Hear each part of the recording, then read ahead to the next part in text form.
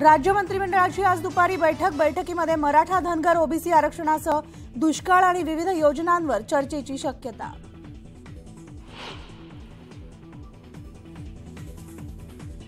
मराठा आरक्षण समिती आज परभणी जिल्ह्याच्या दौऱ्यावर। कुणबी मराठा नोंदीचे पुरावे समिती तपासणार।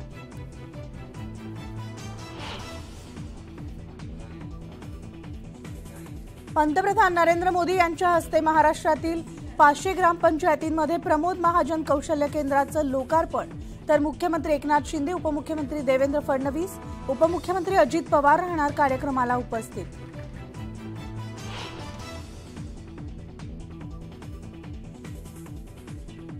मुख्यमंत्री एकनाथ शिंदेंचा मराठा समाजाला न्याय देतील, न्यूज 18 लोकमतला दिलेल्या मुलाखतीत मनोज जरांगेंना विश्वास।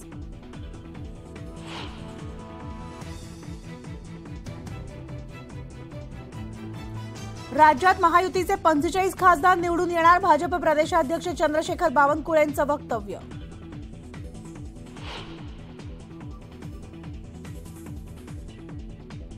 चिपळूणमधील कोसळलेल्या पुलावरून राजकारण तापलं, मनसे नेते आज कोसळलेल्या पुलाची करणार पाहणी।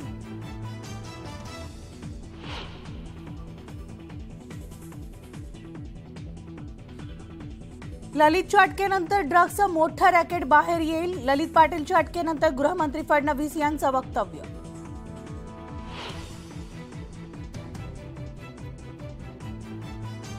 पुढील वर्षापासून एक राज्य एक गणवेश योजनेची अंमलबजावणी होणार, शिक्षण विभागाकडून GR जारी।